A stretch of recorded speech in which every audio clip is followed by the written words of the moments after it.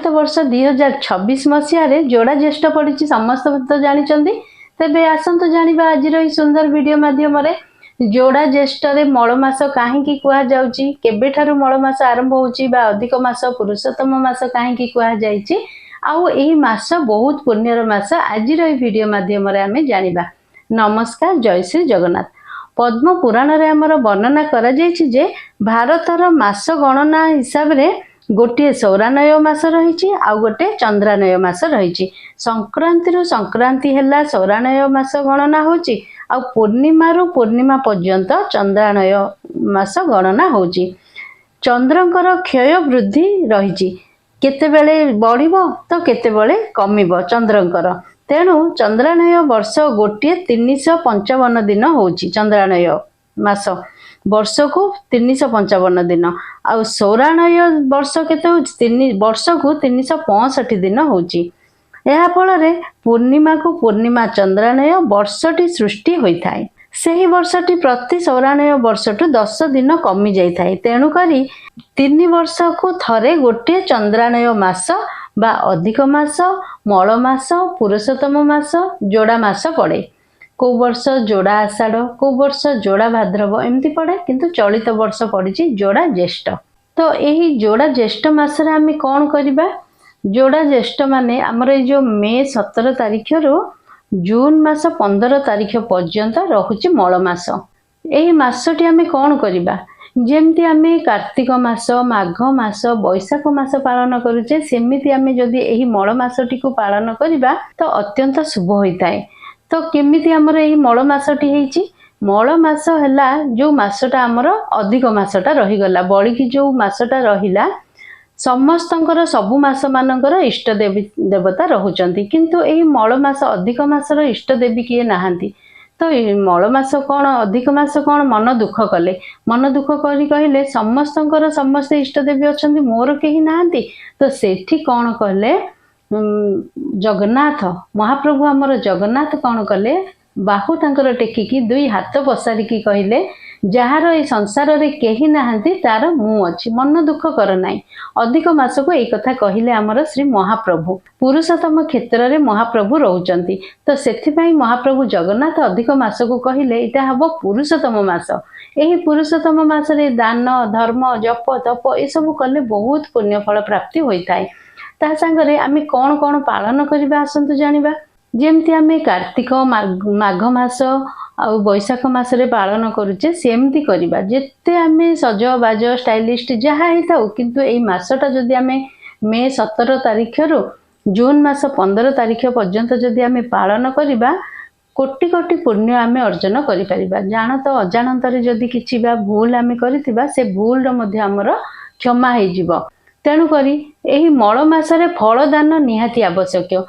दुखी रंकी एमानंकु ठाकुरंग पाखरे मध्य प्रतिदिन भिन्न भिन्न प्रकार फल अर्पण करिवे। ठाकुरंग पाखरे जेतिकी जप तप ए सब करिवे बहुत भल। जागु किछि आसुनी भी गुरु जो देइचंदी मंत्र सेही मंत्र सबुदिन जप करिवे, अधिक रु अधिक। सबुदिन तो समस्ते करूचंती, किंतु एही मल मासटी बहुत जप करिवे। हनुमान चालीसा पढ़िले हबो, गायत्री मंत्र पाठ कले हबो, माँ मंगलांकर हबो, जगन्नाथंकर भी किछि स्तोत्र मंत्र जानिचंदी पढ़िवे। जहा को जहा आसुची देवदेव महादेवंकर मध्य मृत्युंजय मंत्र पाठ करि परिवे। किछि जदि आसुनी ओम नमः शिवाय, ओम नमः भगवते वासुदेवाय ए सबु जहा आसुची पाठ करिवे। सबु पाठ कले मध्य बहुत भल।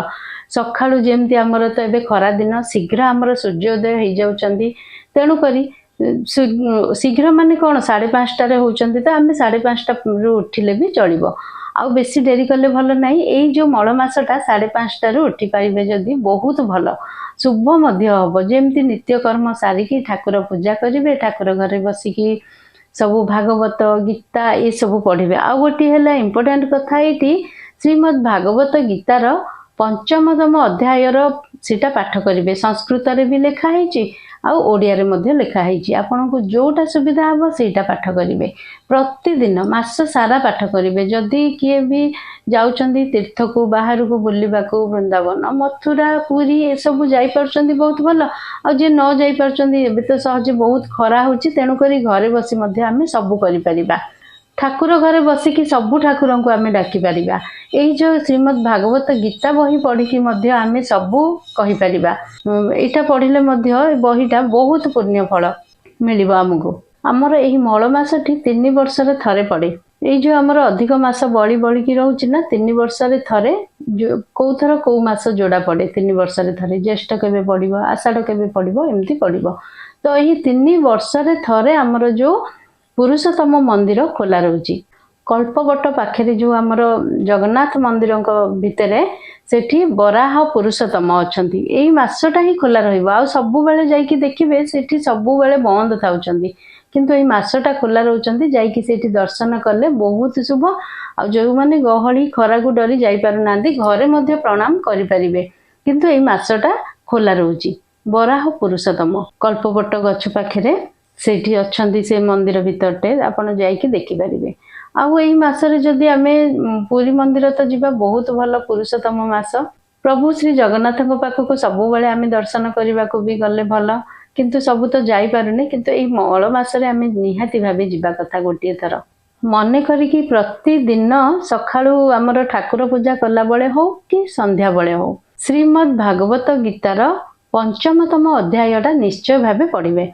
संस्कृत रे लेखा आइछि जदि पढ़ी परिबे तो बहुत भल जदि ओडिया पढ़िबा को बुझेकी लेखा जाइछि ओडिया पढ़िबे भी बहुत भल जोटा आपनको पसंद किंतु पढ़िले पढ़िबा पई 5 मिनिट रु 7 मिनिट लागिबो आमे तो दीटा जाग पढ़िबानी ना पढ़िले संस्कृत खाली पढ़ी पढ़ी जिबा नथिले खाली ओडिया पढ़ी पढ़ी जिबा तेणु करी 7 मिनिट रे हे जिवो पढ़िले अत्यंत शुभ से दिन माने एही मास सारा आशा करुच्ची आज सुंदर वीडियोटी समस्त को भल लगी कहीं मल मास अधिक मास कौन पुरुषोत्तम मास कौन सब जानिले आमे तो समस्ते जानूले जो मल मास माने किछि पूजा पर्व कार्य होनी तेणुक मल मास माने अशुभ मास किंतु सबुठारु हेला पुण्य मास मल मास यही मल मासरे निश्चित भाव आम श्रीमद् भागवत गीता बहीर 5म अध्याय पढ़ा निहाती आवश्यक आपण मैंने जदि यही बही रखिंट ताहले पढ़ु जदि पढ़ी पारु नाहंती समय नाही ताहले कमेंट बॉक्स रे ओम नमो भगवते वासुदेवाय निश्चित भाव लिखंतु मु पढ़ी शुणीदेवी।